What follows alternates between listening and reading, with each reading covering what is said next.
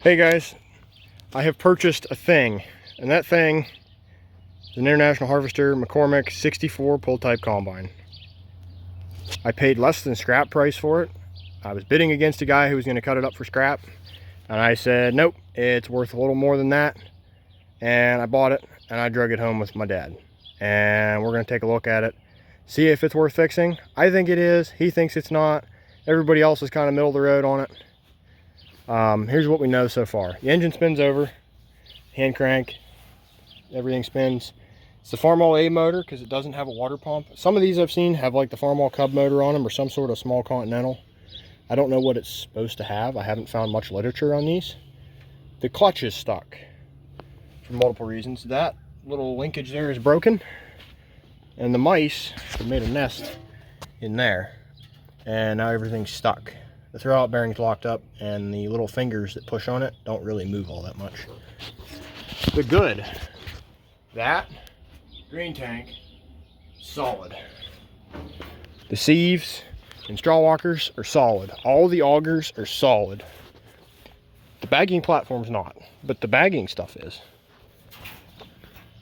It is pristine back here. These are all nice and tight. That's Nate sitting on top of it. They move. I just played with this adjustment for these back ones. They all spin back and or slide back and forth. They're not loose side to side or anything, like the pins are worn out.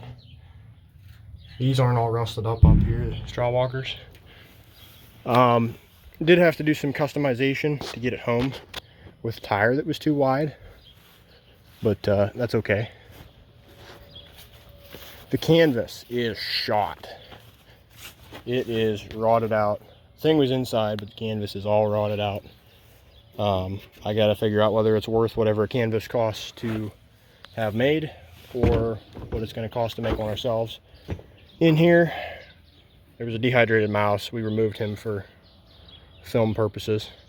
There's a pile of mouse house up there. I'm not even sure what kind of shells those are. Might be spelts, might be oats, I'm not sure. They look like oats to me. But there's the back of the front of the straw walkers, I guess. There's a roll that prevents it from kicking stuff out the back, and there's one kind of up here in the front too, right here. And the cylinder's down in there, and it's still got some shine to it. The knives were still shiny, but it was raining the day of the auction, so they've got a little bit rusty. But they're still sharp. You can still see serrations in them, and they look pretty good. Still serrations in most of them, and that's promising. So I'm gonna get the canvas out of it today. We're gonna clean some mouse house out of it, and eventually attempt to make it run. That spins over, it doesn't run. Carburetor is filthy. Exhaust manifold's rotted out, and the gas tank is full of dust. But it's not rusty, it's just like little bits of rust dust. There's a manifold. It was held together with silicone. Still got coolant in it. Still got good oil in it, so it's pretty promising. We'll see what we can make out of it. The backstory on this machine, there was a guy who had it. It was his pride and joy. He ran it a lot. He really enjoyed running it. Another guy who I bought it off of his wife after he passed away.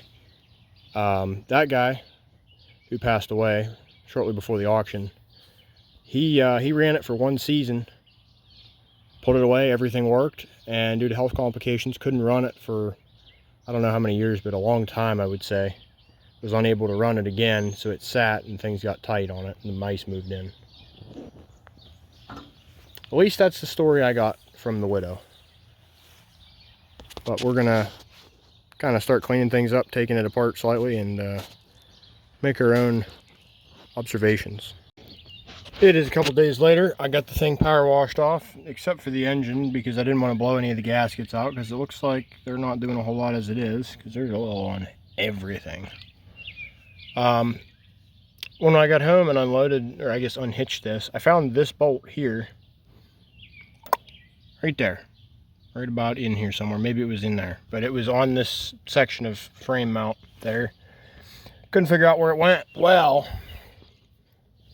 I just sat down to clean the points in the mag, I noticed this mag bolt here is gone. So I imagine that that's where that belongs, being it has that extra thick washer on it. Oh, wait a minute. Does this have a dipstick? I think that's what's in here. It does. That's cool. Oil looks pretty good. Smells good. It's hard to do a viscosity test with a camera in your hand. Yeah, it feels pretty good actually. Now that's a feature that the tractors didn't have. Like, as far as I know, like we have an A and it does not have, and a C, a Super C. We have an A and a Super C, and they do not have dipsticks. We have a 140 and it does have a dipstick, but they were the same generation of tractor pretty much, as far as they started out as an A and then went to a Super A and a 100 and a 130 and a 140, and they're all in the same line, used pretty much the same engine. It was either a 113 and then it went to a 123. But uh-oh, that scares me that was loose. Those are worn, but not awful. There's your little rotor. It's making clank clank noises. There's the lug for the ground wire that's been disconnected. This is just like on the Farmall dashes. You guys probably recognize that switch if you're a Farmall guy. So that's what that is. It makes me wonder, being that this has been off and that was loose and fell out on the way home, and it's got newer looking plugs in it, if somebody wasn't trying to get it running after the guy parked it, but it's hard to say. I found something the other day on Marketplace that I thought was odd. Little side note here.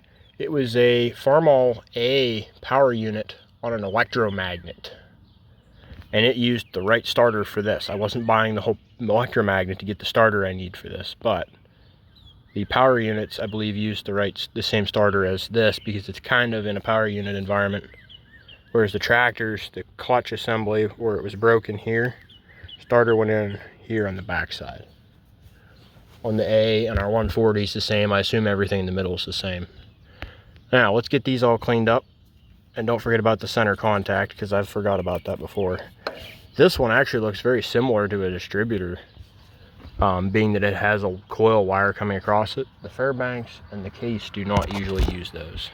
Okay, now that I got that done, I was looking at the plug wires, and if you notice, that still says IH on it. So this thing's never had wires. Turn the flash on and look down in there. Those are a little crusty looking.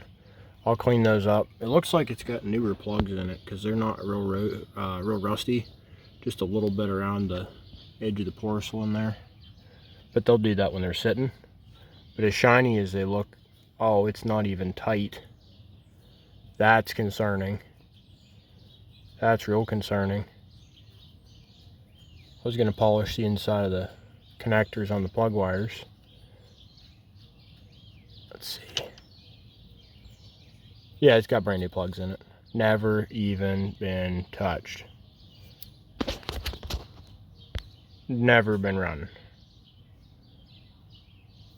I'll have to get Nate to get his bore scope out and we can look in there. That way we know something's not horribly wrong. Huh. In the meantime, I will polish up these plug wires. That one there's a little crunchy. So that those don't look great, but they don't look horrible. I think it'll run. See what happens. It's another day. I got back to the combine. Today we're going to try to get it running. That is a little bit scary that was silicone back on. That thing up there, I believe, was a spark arrestor. Correct me if I'm wrong. That's what my guess is, because I've never seen a tractor have one on it.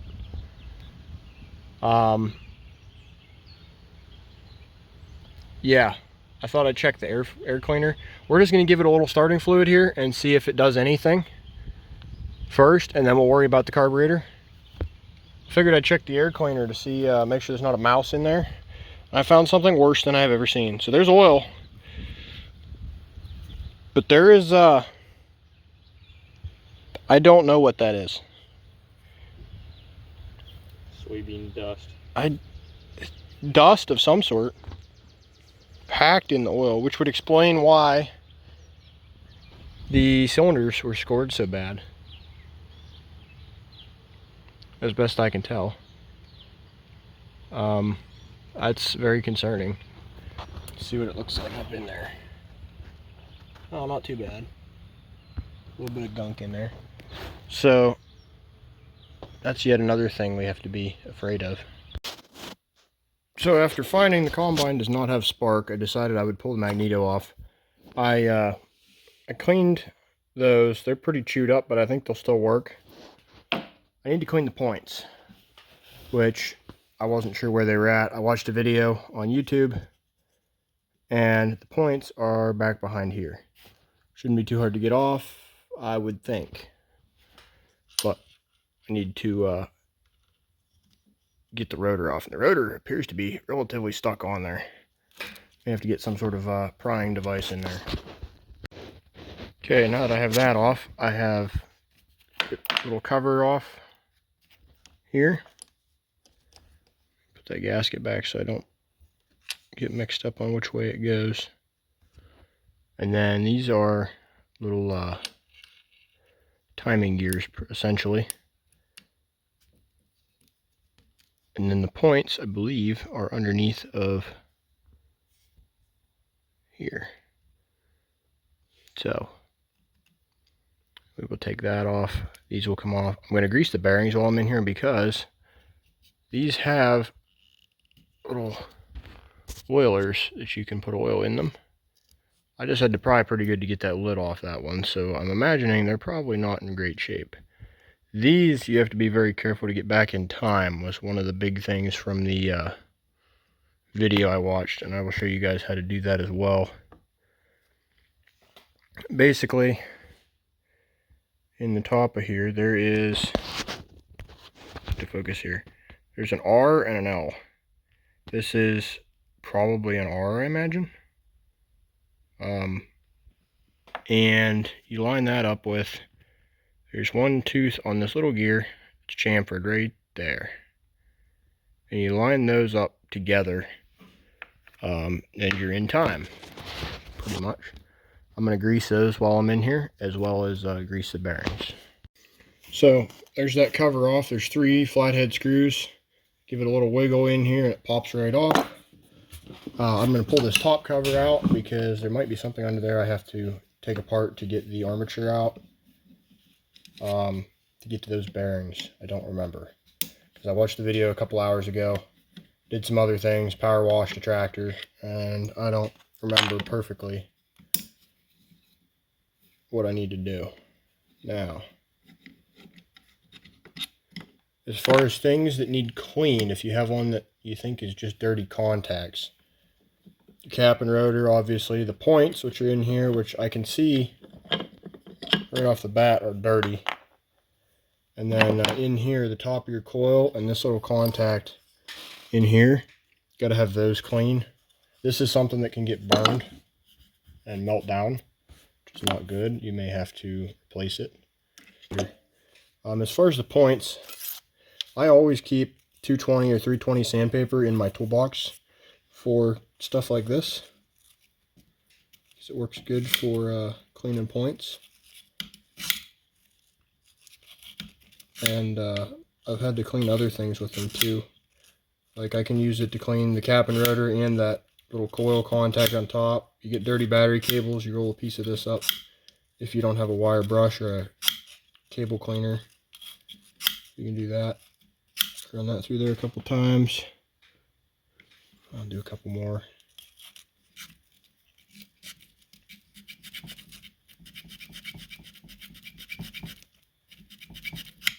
I'll move to a fresh section of paper and run it through. And if it comes out more copper colored or silver colored, I don't remember which ones these are, you'll know it's good. If it comes out more green or white, it's bad. There, it's coming out pretty shiny. So I'm going to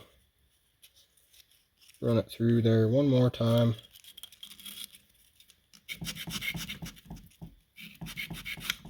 And then a good way to check your point gap, you want to make sure you're not on a high spot. That would be a high spot. You want to make sure you're down low, make sure they're coming together, which they are. You go to your high spot, and then a credit card's good. A Mac card, debit card. I have a Walmart gift card right here. It's apparently glued itself into my wallet. Interesting. Now I have one less pocket in my wallet. Slide that through there. It does not quite go. And I have micrometers here, so I can double check and see how thick this actually is. I'm going to guess it's closer to 20 thousandths. I believe these are supposed to be about 15, or at least that's what the young lady did in the video I was watching. I will link that video down below. And that way, if you guys have any more in-detail questions, you can check out her video, because she did a very in-depth thing on rebuilding these. So that's about 30 thousandths. That's a little wide, but it doesn't go through, so we're probably all right. As far as getting the armature out, we're going to spin this around, and I don't remember how they did it in the video. Actually, I think you have to pull the points out to do this, so we'll pull them out. We can leave the other part there that's already adjusted. Don't have to worry about that. I'd like to not have to take the impulse off, but I don't know that I can do it that way. When she did hers, she pretty much took everything out, you know, the coil and all that stuff.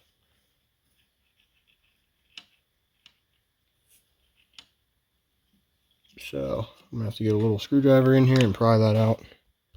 I don't know where my small crescent wrench went, but bear with me while I use the Williams super adjustable wrench. It's an absolute behemoth. Fresh from the yard sale this weekend. So we're going to take the impulse off here and put a crescent wrench on that.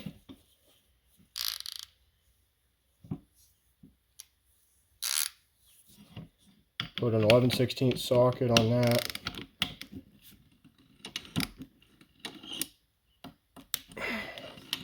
It's not a left-hand thread, is it? I don't think so. You just got to work against the spring. Oh, yes. Yes, you have to work against the spring. Ow, that hurt. Okay. So there's that. It's going to hurt if you smack the two tools together. Your keyed washer, that's going to come in handy. Got to make sure that gets put back the way it was. These come apart nicely. Oh yeah, that spring looks beautiful. That's another part on these that can go bad. And then these weights in here, the little springs on them can go bad as well. These ones sound like they're doing what they're supposed to be doing. They do go clank clank when I was turning the combine over, so they're probably all right. So unfortunately, this housing is cast aluminum, and these screws back here are steel. And what happens to two metals that are not the same when exposed to moisture, time, or anything else really, anything corrosive? They get stuck together. They become one. And I thought maybe, well, this doesn't want to come off real good. Maybe I can take these 4 big screws out and be able to pull it off with this part of the casting here. I don't know if that theory would work, because that part of the casting won't come off, because the screws, well, I'll let you see. The screws did that. I couldn't turn them with a screwdriver. And I tried with an impact because that's what they suggested in the video, was they might be tight if it's never been apart or hasn't been in a long time. Well, the impact just stripped the heads of the screws out, and I actually twisted the one bit I had. It wasn't a very good bit, but it got twisted. So we're not going to do that. I'm going to take some oil and sprinkle in there, because one of those oil ports goes right into here and dumps right here on these guys. So we're going to go like this.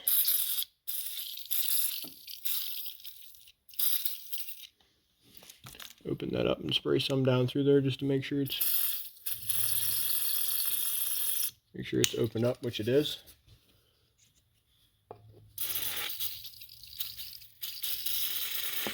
Yep, so there's that.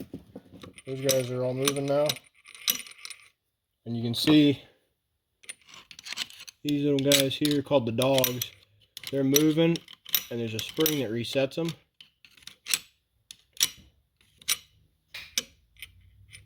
And they're doing that.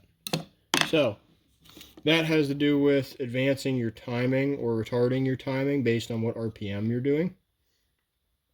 I'm not sure why there's a spring in here or what it does, but it's there. I think it has to do with shock dampening, looking at the rotation it's in and looking at that. But I don't know for sure. I'm going to throw a little bit of grease on this little bronze bushing in here. We're going to put this side back together. Then we're going to put the other side back together and the top back together. And we're going to test it for spark. And by that I mean we're going to hook it up and put a spark plug on it and see if it sparks.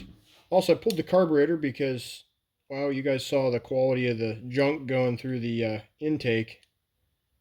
And the carb is beautiful. It may not look that way on the outside, but the fact there's no buildup anywhere in there.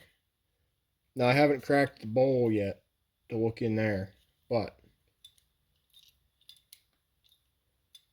I can hear the float and the needle moving. So I'm probably just going to give it some brake clean and put it back together.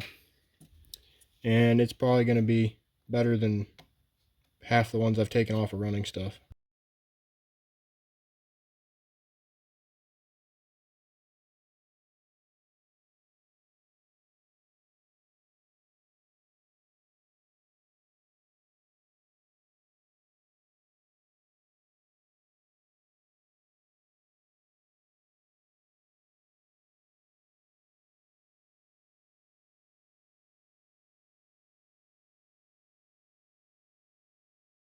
Okay guys, got a spare spark plug in here. We're going to crank it over and see if we have spark.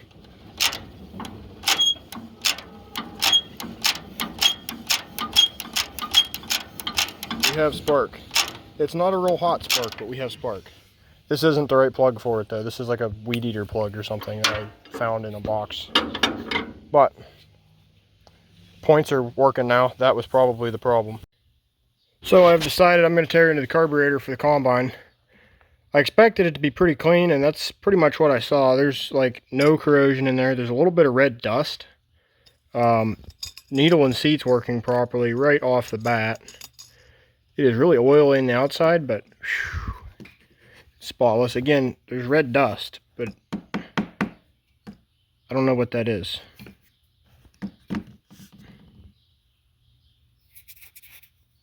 Feels like corn dust, but I don't think it is.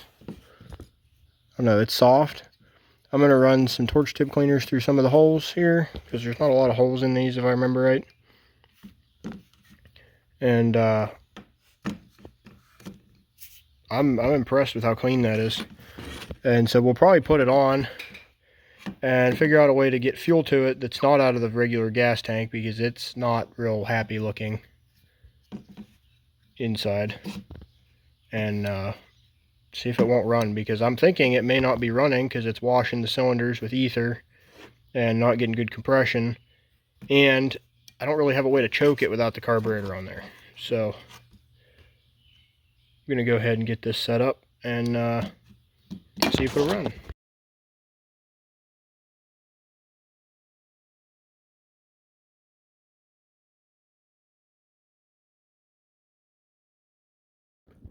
After lots of hand cranking, playing with the timing and fuel settings, I was about to give up.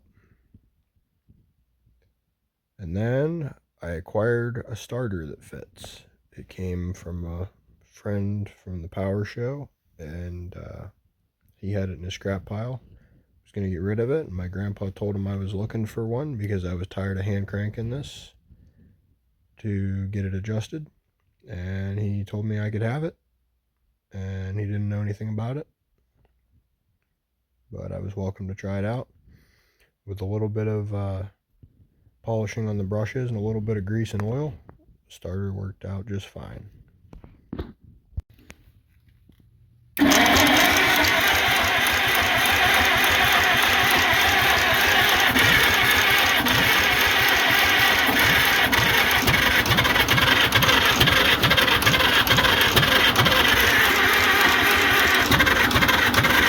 Come on, you're almost there.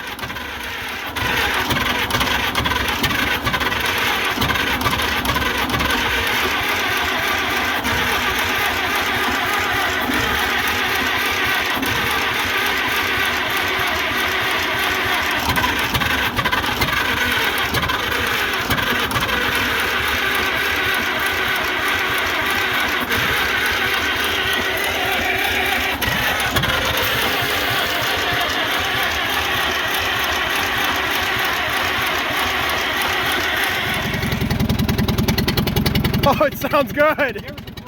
It's got oil pressure too. Oh, it sounds good.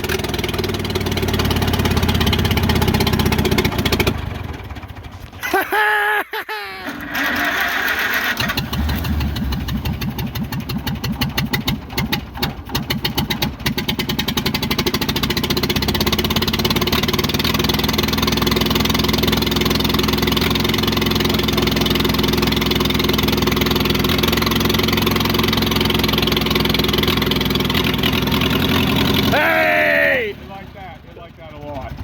There it is. They like that.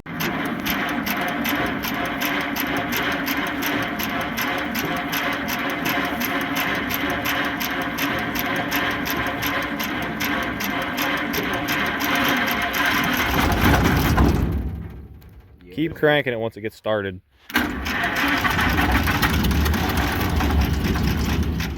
It's gonna go.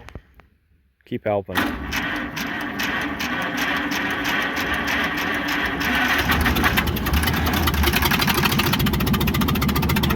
Yes. Kind of mouse nest coming out of the elevators is unreal.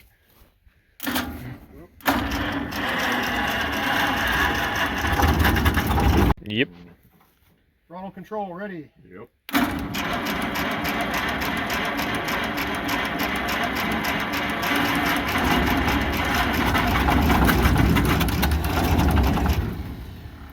Hit her again.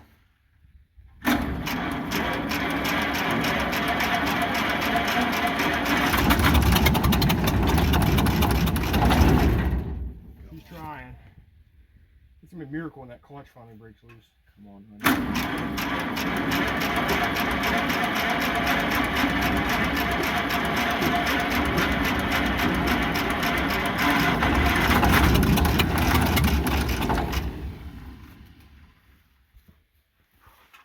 There's dust flying out of everywhere.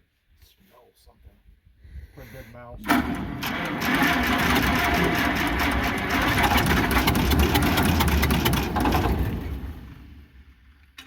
think it's stalling it. It might be.